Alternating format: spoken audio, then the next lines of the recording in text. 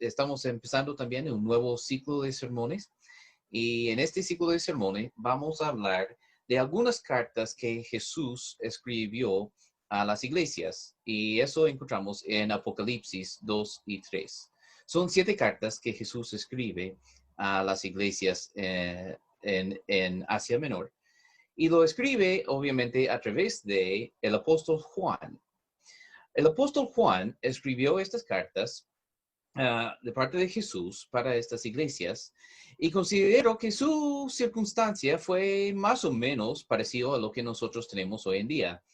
Nosotros estamos con coronavirus, estamos en cuarentena en las casas y ahí Juan estaba no en cuarentena, sino en exilio en una isla que se llamaba Patmos. Y entonces él también estaba viviendo lejos de sus iglesias y en lugar de usar Zoom o Facebook, él estaba usando cartas para enviar mensajes a las iglesias.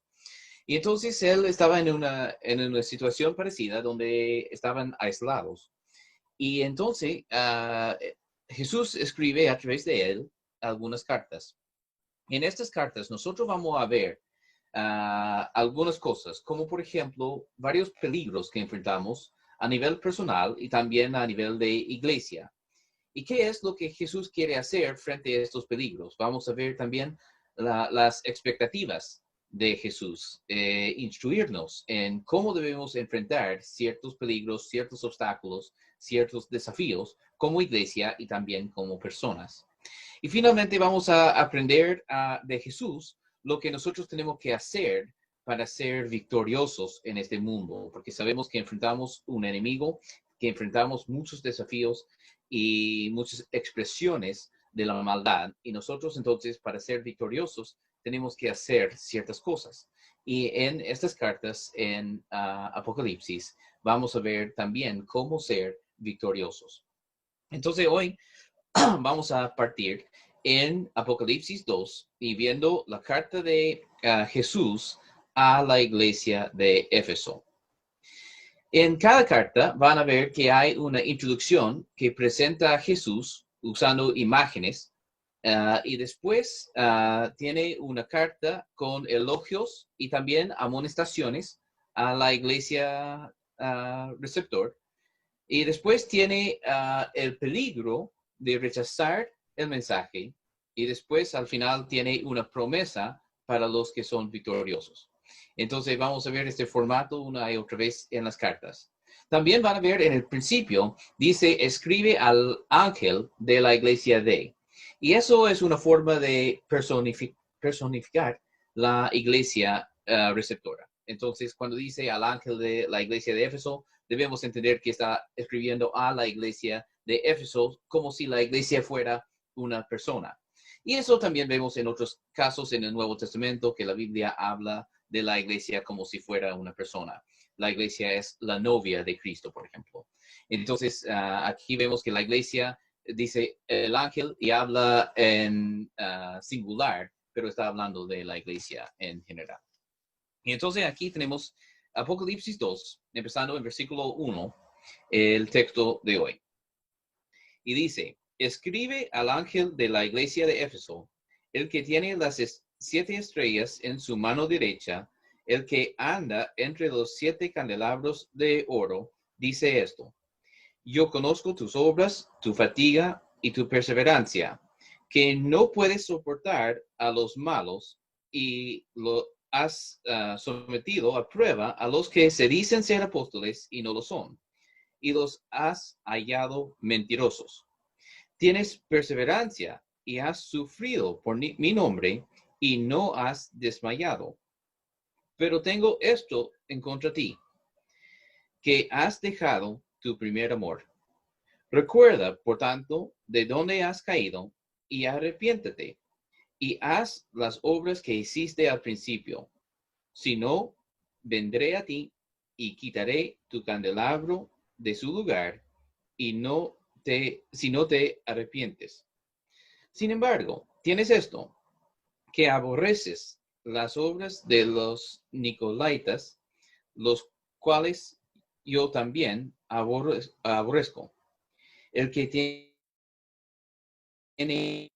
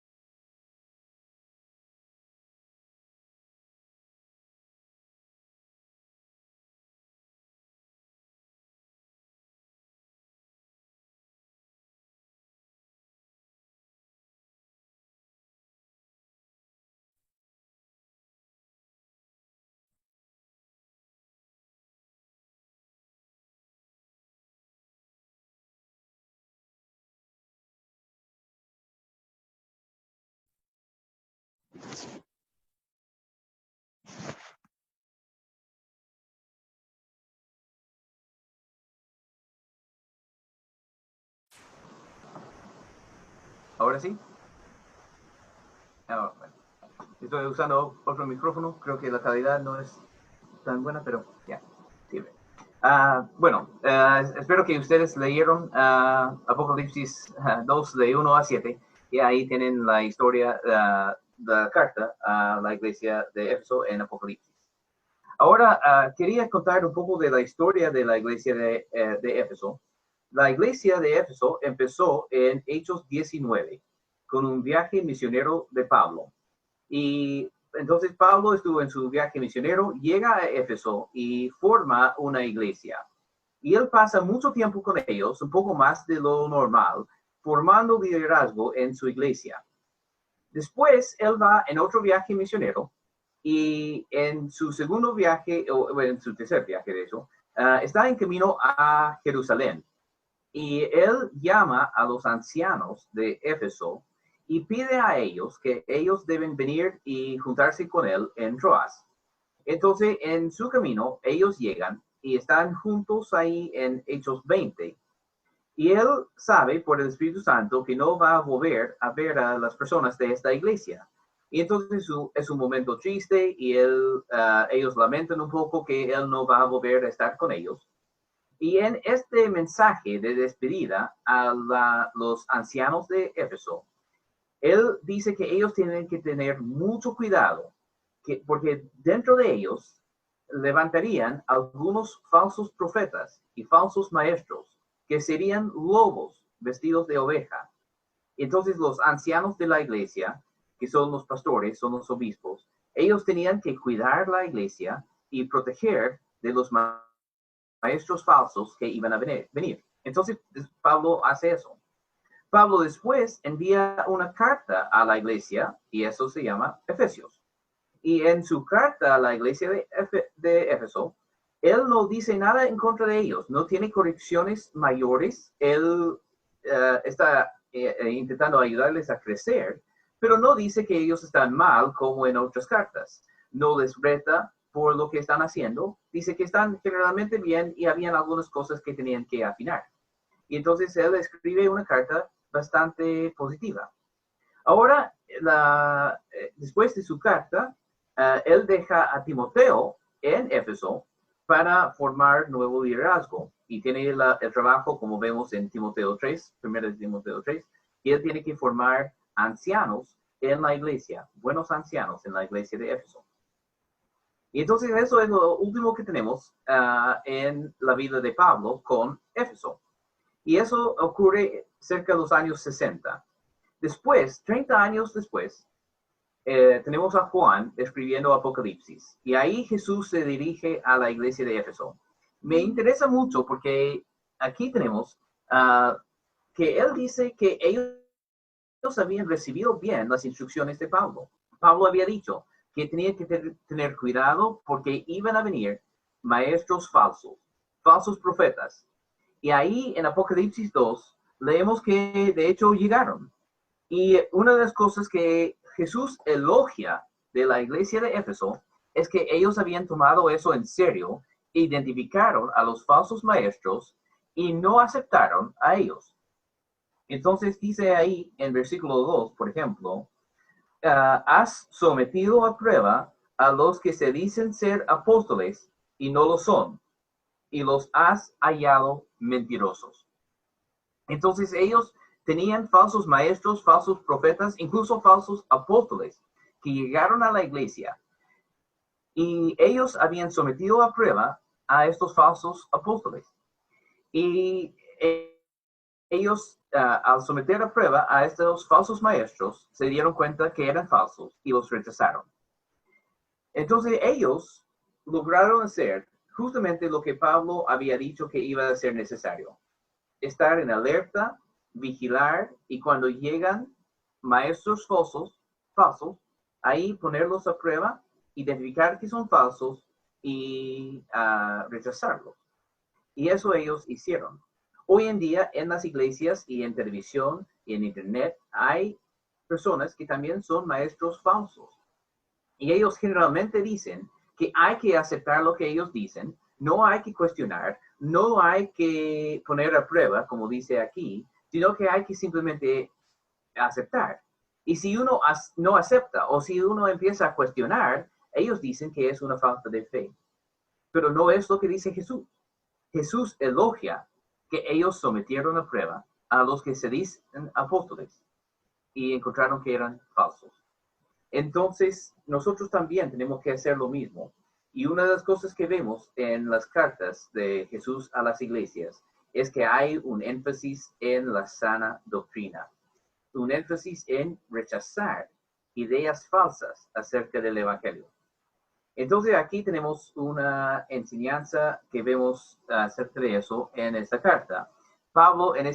Jesús en este caso está elogiando que ellos habían sometido a prueba a estas personas y encontraron que eran falsos maestros, falsos profetas.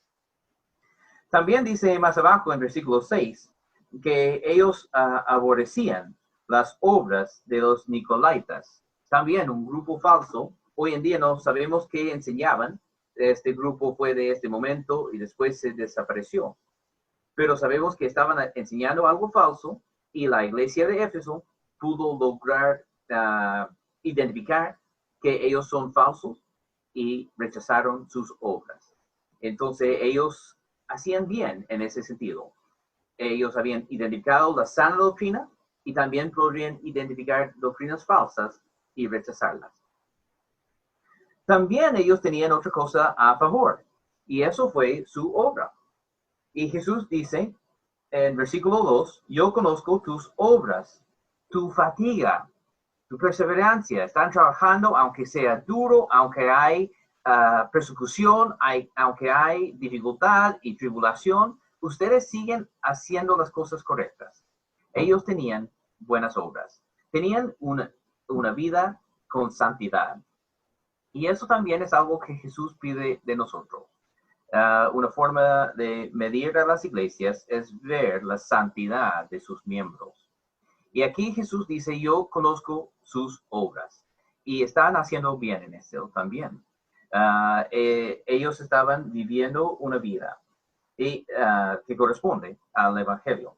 Dice en versículo 3, tienes perseverancia y has sufrido por mi nombre y no has desmayado. Entonces ellos estaban dispuestos a mantenerse en la sana doctrina y en la santidad, incluso frente a la persecución. Ellos estaban dispuestos en momentos difíciles, en tiempos de tribulación y angustia y sufrimiento, igual llevar su vida con santidad, con pureza y con buenas obras. Ellos estaban haciendo muchas cosas bien. Habían tomado en cuenta lo que Jesús había dicho a través de Pablo en Hechos 20, también la carta de Pablo a los Efesios, también ellos escucharon todo eso y lo tomaron en cuenta. Entonces ellos estaban haciendo bien en muchas cosas y Jesús quería primeramente reconocer lo que ellos estaban haciendo bien. Pero después también tiene que hacer otra cosa. Y también tiene que enfrentar lo que ellos estaban haciendo mal. Y lo que ellos estaban haciendo mal sale en versículo 4. Y dice ahí, pero tengo esto en contra ti. Has dejado tu primer amor. Has dejado tu primer amor. Es una acusación bien fuerte en contra de ellos. ¿Qué quiere decir que ellos habían perdido su primer amor? Bueno, hay dos ideas generales acerca de lo que Jesús quiere decir aquí. Algunos creen que cuando habla de primer amor, está hablando de la pasión de una nueva relación. Y cuando uno viene a Jesús por primera vez, es como pololear. Y la relación tiene mucha pasión y mucho entusiasmo, y uno quiere pasar tiempo con el otro. Y después, con años de matrimonio, hay una tendencia en que eso empieza a enfriarse. Entonces, algunos piensan que Jesús está haciendo esa relación que ellos tenían en el principio, este primer amor, esta pasión, este anhelo, y ahora está un poco más tibio, un poco más frío. La otra idea, y la idea que creo que es la idea aquí, es el amor fraternal. Que ellos en el principio tenían un amor fraternal entre los hermanos, y ellos habían perdido eso un poco.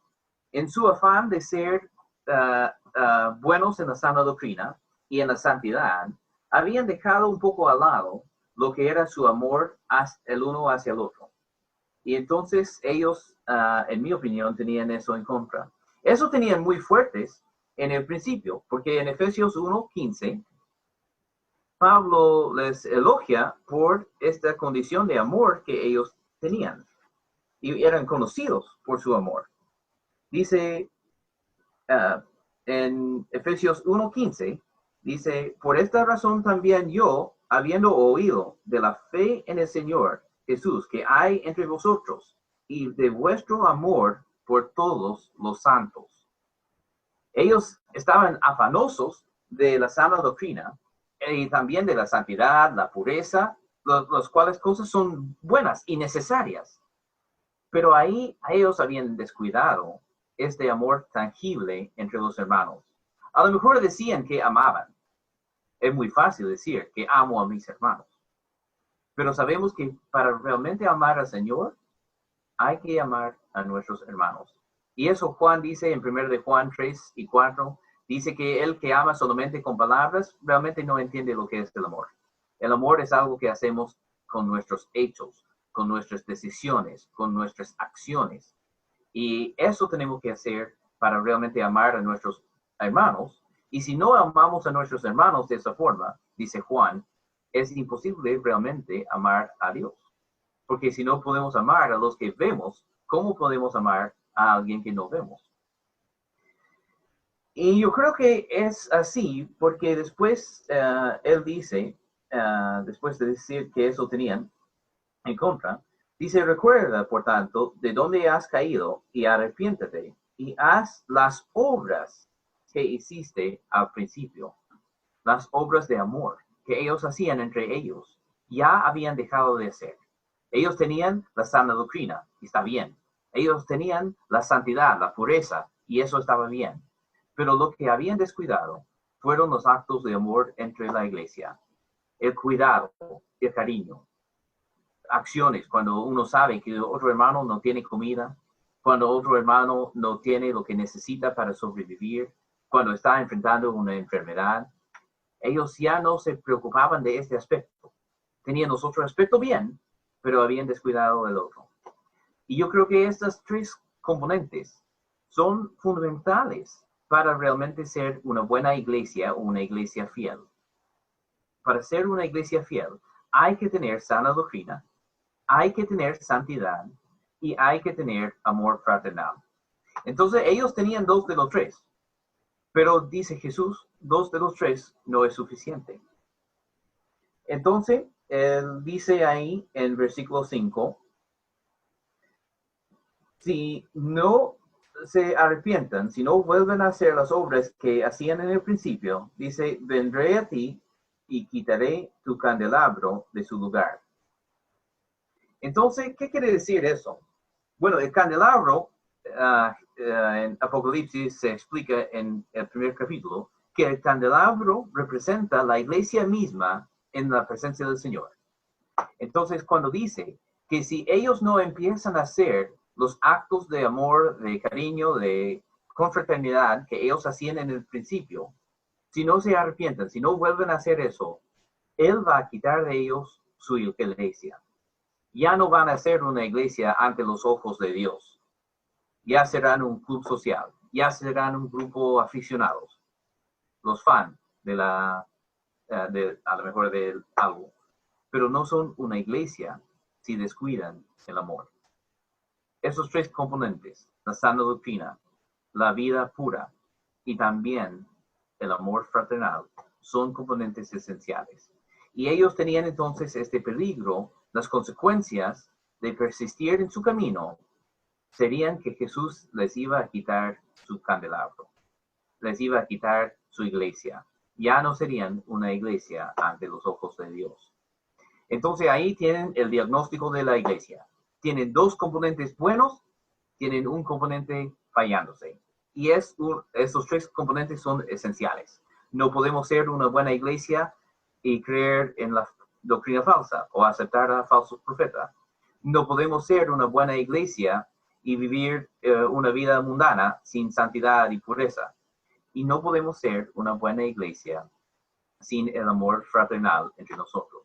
Ahí entonces ellos tenían su diagnosis, el análisis de su condición. Es que ellos tenían dos de las condiciones bien y tenían una condición, un componente débil que tenían que reavivar o si no iban a perder su condición de iglesia. Entonces, ¿cuál es la solución? Y dice ahí, la solución es arrepentirse y volver a hacer lo que sabes que es lo correcto. Entonces nosotros también tenemos que hacer lo mismo. Lo que ellos tenían que hacer fue corregir su falta de amor. Y todas las veces que vemos una falta, o en la sana doctrina, o en la santidad, o en el amor, lo que tenemos que hacer es arrepentirnos. Lo que tenemos que hacer es volver a orientar nuestra vida según los preceptos de Dios. Porque de eso habla el arrepentimiento. El arrepentimiento es la reorientación de la vida según los principios y los preceptos de Dios. El arrepentimiento es cuando decido, Dios va a ser mi Señor, Jesús va a ser mi Señor, yo voy a obedecer lo que Él dice, voy a orientar mi vida, mis pensamientos, mis acciones, mis actitudes, mis emociones, todo en base a lo que Dios pide de mí. Es rechazar el pecado, rechazar el mundo como forma de orientar la vida y decir, voy a orientar mi vida según los preceptos de Dios. Entonces, la solución, cuando encontramos que uno de los componentes de la vida cristiana está fallándose en nuestra vida, la solución es el arrepentimiento. La solución es decir, voy a volver a orientar mi vida a base de la palabra de Dios y no solamente lo que a mí me parece, no solamente a base de mis tradiciones, mis opiniones, mis preferencias. Lo que voy a hacer es tomar la palabra de Dios como mi único fundamento, orientar mi vida a base de eso. Por eso Jesús había dicho en el Sermón en el Monte en Mateo 6, buscad primero el reino de Dios y su justicia. Cuando nosotros nos damos cuenta que Jesús es el Rey y en su reino hay que obedecerle a Él y orientamos nuestra vida así, somos su reino y nosotros entonces nos sometemos a nuestro Señor, a nuestro Rey, a nuestro amo y obedecemos lo que Él dice, orientamos nuestra vida así y ahí encontramos el camino. Ahí podemos restaurar lo que hemos perdido.